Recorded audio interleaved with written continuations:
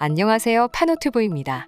파노튜브는 한국의 올바른 역사와 자랑스러운 뉴스를 전 세계로 알릴 수 있도록 홍보 영상을 제작하고 있으며 한국의 잘못된 역사와 정보가 퍼지는 것을 막기 위해 전 세계의 언론을 실시간으로 살펴보고 전달해 드리겠습니다. 이번 한국인의 영웅담이 미국 소방서 사이에 퍼지며 한국인의 위대함이 전 세계로 알려지고 있습니다. 실제로 관련 보도자료를 접한 해외 네티즌들의 반응 또한 상당히 흥미로웠는데요. 전 세계에서 가장 강도 높은 교육을 받고 대우가 좋으며 영웅으로 칭송받는 미국 소방관들의 반응이 전 세계로 퍼져 한국인의 대단함을 알렸습니다. 이 이야기를 접한 해외 네티즌들의 반응을 보겠습니다. 한국의 일반인들 영웅담은 언제나 경이롭다. 그들은 아마 모두 특공대 출신인데 숨기고 있는 것이 아닐까? 가끔 영상들에서 한국인들의 싸움 실력을 보면 40, 50대 아저씨들도 상당한 전투력을 가지고 있지 않나. 한국인들은 기본적으로 매우 똑똑한 것 같다. 그들의 순발력과 창의력은 아마 단순히 교육으로 만들어진 게 아닐 것이다. 많은 사람들이 한국인들과 같이 똑똑하면 아마 수많은 사고들이 줄어들 것이다. 한 아이의 어머니로서 너무나 감동적인 이야기입니다. 감사합니다. 또 감사합니다.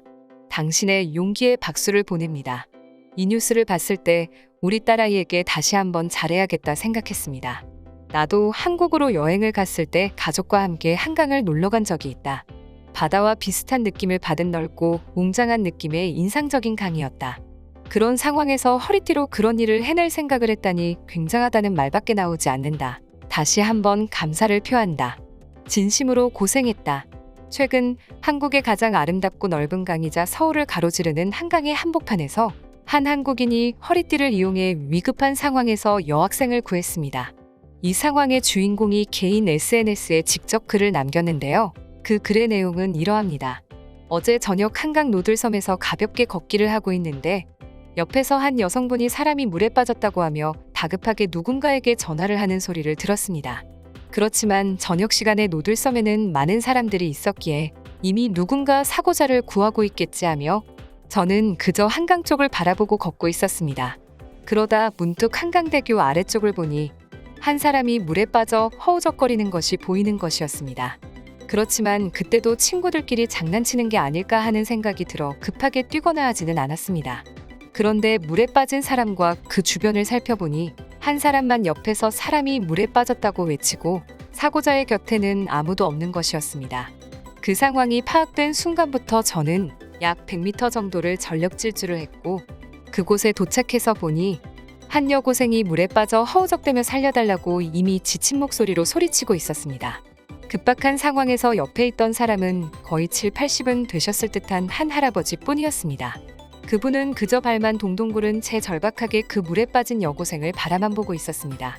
할아버지께서는 저를 보자마자 저를 붙잡고 물로 뛰어들어 그 여학생을 구해달라고 하셨는데 일단 할아버지를 진정시킨 후 상황을 파악해보니 아직까지 여학생은 의식이 있는 상태에서 수면 아래 위로 움직이고 있었고 그 여학생과 저의 거리는 3m 정도로 보였습니다. 수심을 파악하니 여학생이 완전히 잠기는 것을 보니 최소 3m는 될 듯 보였습니다. 그래서 저는 재빨리 제 허리띠와 사이드백에 끈을 연결하고 바닥에 엎드린 다음 그 여학생을 향해 끈을 던졌습니다. 줄을 던지면서 정신 차려, 당황하지 말고 줄을 꽉 잡아 라고 소리쳤습니다. 다행히 여학생은 제가 던진 줄을 한 번에 붙잡을 수 있었고 전 힘껏 그 줄을 당겨 여학생을 강변의 콘크리트 벽 쪽으로 당겼습니다. 여학생은 물에 빠진 시간이 오래된 듯 이미 몸에 힘이 없어 1.5m 이상 되는 강변의 시멘트 벽을 올라올 수 없었고 저는 있는 힘을 다해 그 여학생을 끌어당겨 올렸습니다. 하지만 제가 엎드린 상태라 힘을 제대로 쓸 수 없었기 때문에 끊임없이 힘이 빠져버린 여학생을 끌어당기며 주변에 큰 소리로 도와주세요 라고 외쳤고 주변의 모든 분들이 오셔서 저를 끌어당겨 주셔서 다행히 그 여학생을 무사히 물 밖으로 구조할 수 있었습니다.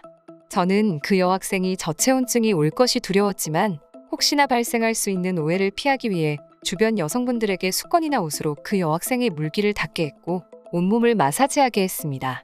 그리고 주변에서 찾은 야외용 얇은 돗자리와 타프를 이용해 그 여학생을 덮어주었습니다.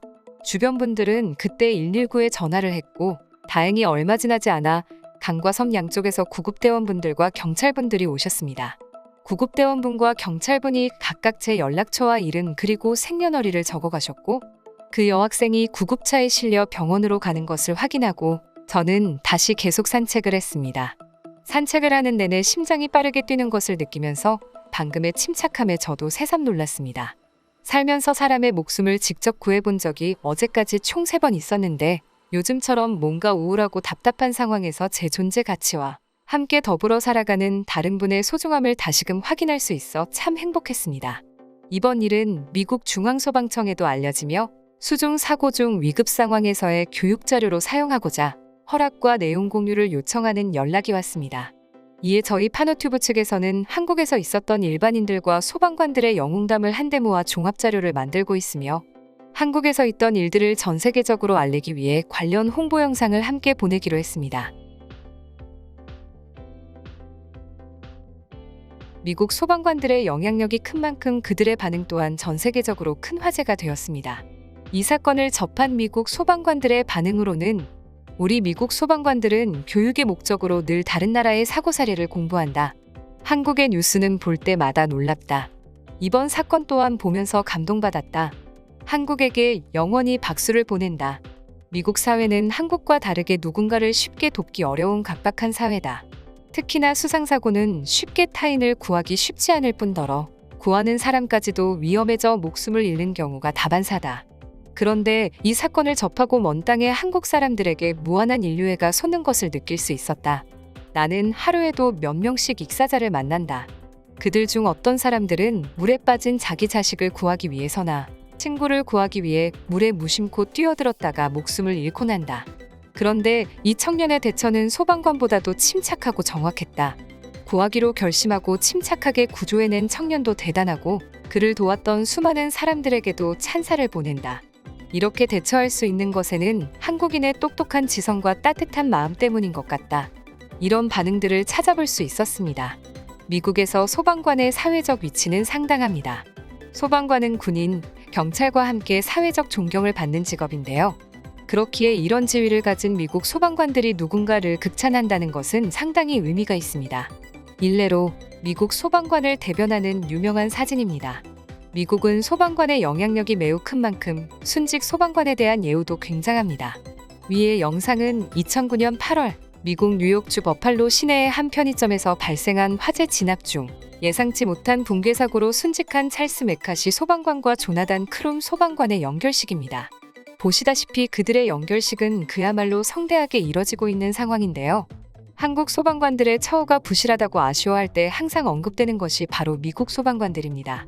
위험한 화재 진압 외에도 하수구에 빠진 핸드폰을 꺼내거나 취객을 상대하는 등 온갖 자벽부 역할을 다하고 마는 한국 소방관에 비해 미국의 소방관은 대우도 빵빵하고 시민들의 존경심도 대단해서 이들의 처우와 한국 소방관의 처우가 주로 비교되곤 합니다.